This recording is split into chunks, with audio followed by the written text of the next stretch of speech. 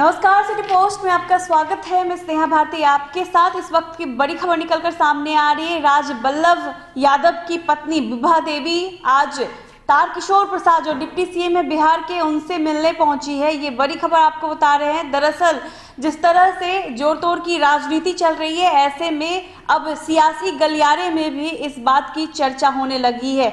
इस खबर के आने के बाद से लगातार सियासी गर्माहट शुरू हो गई है। क्या कुछ खबर है, अनुराग से जानते हैं। बिल्कुल, इसमें जो आपने कहा कि आरजेडी विधायक विभा देवी पहुंची हैं, जो राजबल्लभ यादव की पत्नी है। साथ ही साथ आरजेडी के एक और विधायक चंद्रशेखर जो हैं, वो भी डिप्टी सीएम से मिले हैं। उसके बाद बिहार की सियासत में गर्माहट आ गई है। दरअसल ठंड का वक्त है, ठंड बहुत ज्यादा है, पर गर्माहट बिहार की सियासत में चल रही है स्नेहा, क्योंकि जोड़ तोड़ के तमाम दावे किए जा रहे हैं। इस बीच आरजेडी के दो विधायक डिप्टी सीएम तारकिशोर प्रसाद से मिलने पहुंच गए, तो चर्चा होना लाजमी है स्नेहा।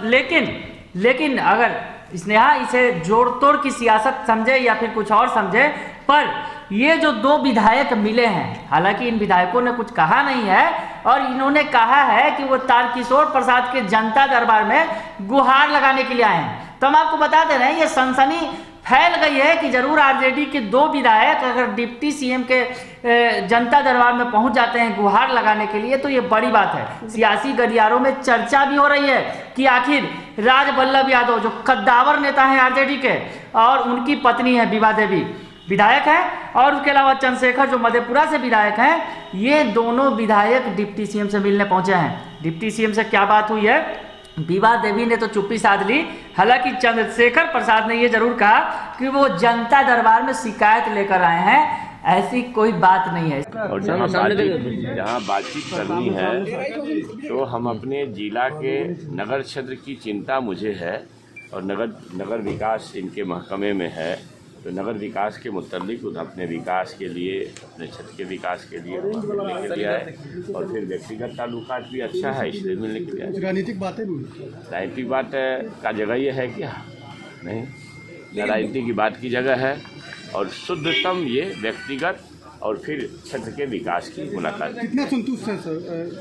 बिल्कुल, मैंने पहले ही कहा कि अच्छे आदमी हैं, व्यवहार कुशल है, डिप्टी सीएम साहब हैं, और हमसे पहले से ही अच्छा ताल्लुकात रहा है। हम लोग एक दूसरे के पड़ोसी राज्यों से जुड़ रहे हैं, हमारे क्षेत्र के हैं, इलाके के हैं, इसलिए अच्छा लगा। चंद्रशेखर जी, बीजेपी ये दावा लगातार बैठ में टूट होगा, और इस बीच आप आए हैं, ऐसा कुछ नहीं।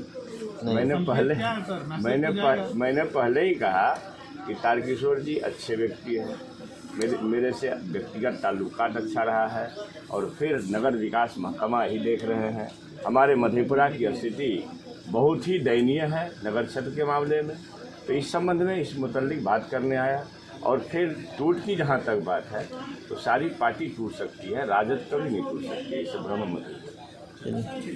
स्नेहा, पर लगातार आप देखें जिस तरह से कल एक कांग्रेस के विधायक ने जो दावा किया था, जो मुन्ना तिवारी, उन्होंने कहा था 18 से 20 विधायक जेडीयू के हमारे संपर्क में हैं, तो उसके पीछे की भी कहानी हमने आपको बताई थी कि दरअसल जो मुन्ना तिवारी हैं वो मिले थे एमएलसी से, जो जेडीयू के एमएलसी हैं, उनसे बंद कमरे में बातचीत की थी। उसके बाद उलट उन्होंने दावा जरूर कर दिया, पर स्नेहा ये समझा जा सकता है जिस तरह से बिहार में कैबिनेट का एक्सटेंशन होने जा रहा है और बीजेपी की तरफ से हरी झंडी मिल गई है, तमाम दल जो है, तमाम दलों के नेता, खासकर जो छोटे दल हैं, उस पर जेडीयू की नजर है। हमने बताया भी था दर्शकों को, जमा खा तो आ ही गए उनके पाले में।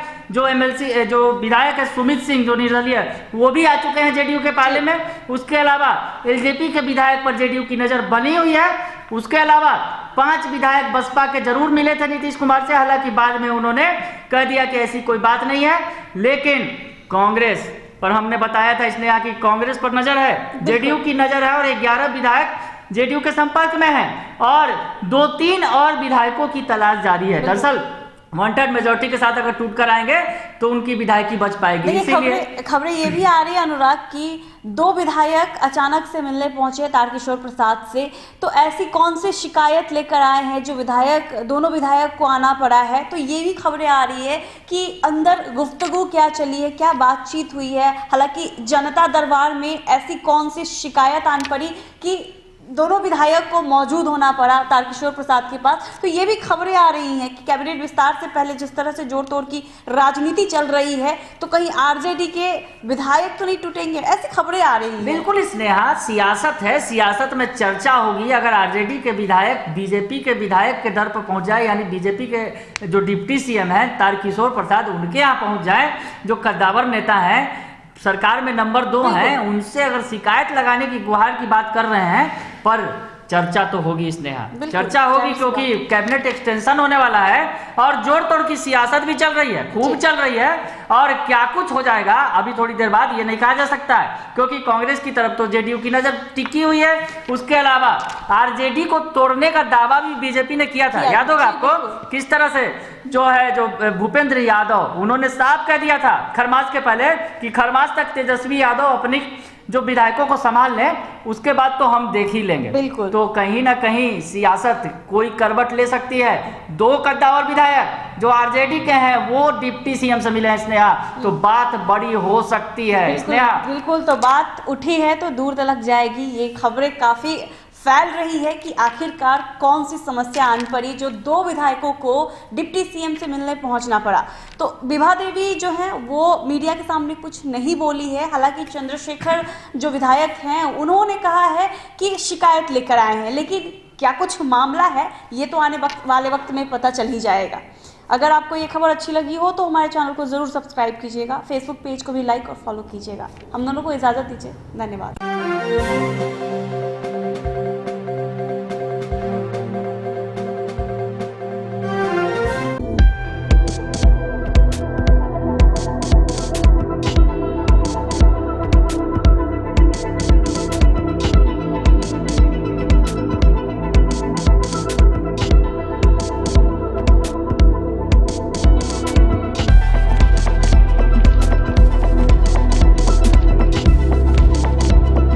पटना का सबसे stylish Essence unisex salon, grand apartment, Fraser road, Dak Bungalow road, Patna.